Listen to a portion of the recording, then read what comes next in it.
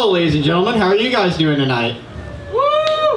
Yeah, that's the level of enthusiasm that I usually expect. My whole set is just one disappointment after another, so it's good that we're starting off strong. Aw, I know how things go.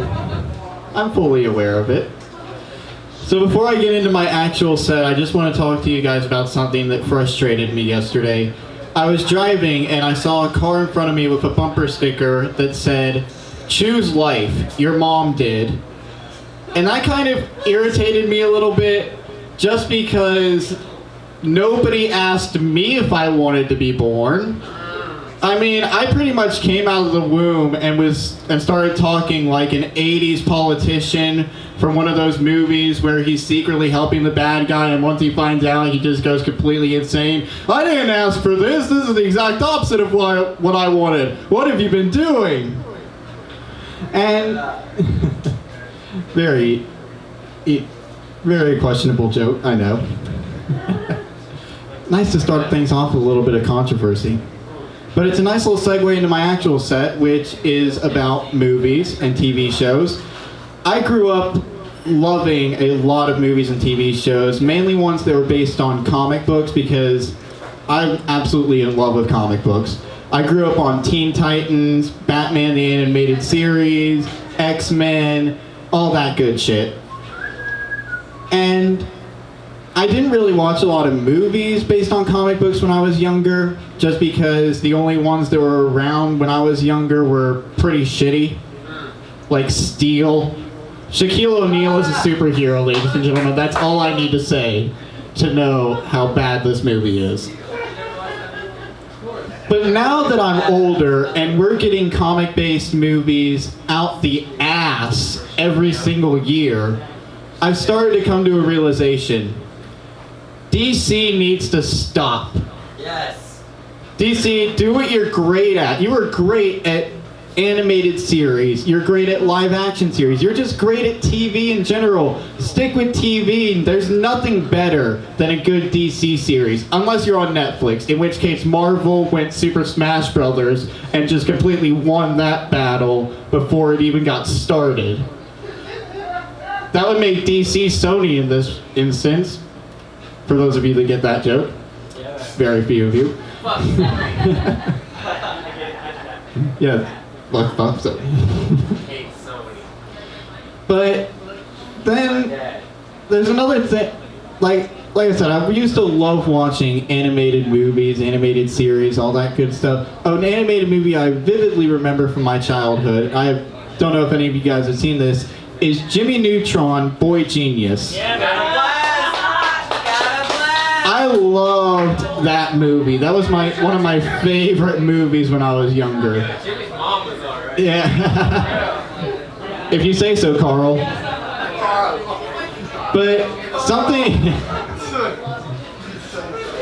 as I've gotten older, I realized something.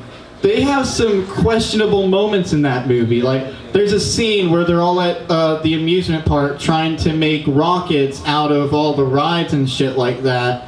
And at one point, Jimmy says that the planet they have to go to is 3 million light years away, and immediately follows that up with, "We'll be able to get there in a couple of days if we leave by Friday." Nice. Do you know how light years work? Aren't you supposed to be a genius? 3 million light years means it's going to take you 3 million years traveling at the speed of light to get there. So that means this offers us two possibilities. One, the writers had no fucking idea what they were talking about. Or two, they expect us, the viewing public, with semi-functional brains at best, to believe that at least one child was able to create a fuel source that can cause you to go 1,000,000 times the speed of light. Ladies and gentlemen, we have reached ludicrous speed. We are going to Plaid, and it's all going to shit from here. Prepare yourselves. Warp drive, Star Trek. I mean, the only thing that could be worse than that is if Ted Turner decided that he was going to make an environmental series. Never mind, that already happened. I'm a huge nerd, so I often get into discussions about really geeky subjects with my friends. one discussion we got into is, what do you think the worst TV universe to live in would be? And we had different things going back and forth, like, oh, Justice League, because you're just in a world where constant shit is going on. South Park, because you don't know what the hell's gonna happen next. But as time's progressed since that point, I realized something. The answer is obvious. It's Captain Planet. Yeah. To a lesser extent, Power Rangers. Pretty much any universe that relies on teenagers to save the world. And there's a reason for that. Think of what your average teenager is like. Better yet, think of what you were like as a teenager.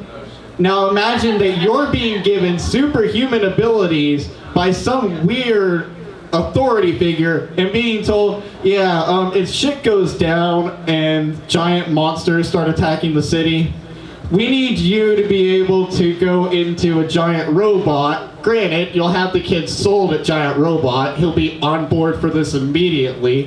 Why didn't you just start with Giant Robot? Let's get this shit over with, right?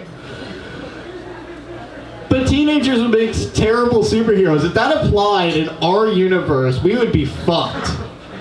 We would have an instance where it's just like, oh no, the main villainess is trying to shove oil down a duck's throat. Call the Planeteers. Well, we tried to, but the water girl is having a rough day. Her mom's been being a bit of a bitch to her. The fire guy's girlfriend is on her period, so he's having to deal with that. And the heart guy decided that it would be a good idea to go up to his school bully and tell him, hey, I get it, you have your insecurities, and now he's in the hospital. But even worse than that, the main reason Captain Planet would just suck to live in is because of the fact that the people in that universe are so arrogantly stupid. Like, they're not just idiots, they're proud of it. They are just happy to let some guy who literally looks like a pig come up to them and say, hey, I want to put an oil rig in the middle of this elementary school. You guys mind that? And they're just like, yeah, that sounds like a reasonable thing somebody would do. And what's worse than that is just the things that these people will allow. They have the attention spans of rodents, and they're able to be swayed to one topic at the drop of a goddamn pen. There was an episode, I kid you not, where Jeff Goldblum decided to make one kid's life a living hell by telling everyone in his school that he had AIDS. That was a Captain Planet episode, ladies and gentlemen. That was shown to kids.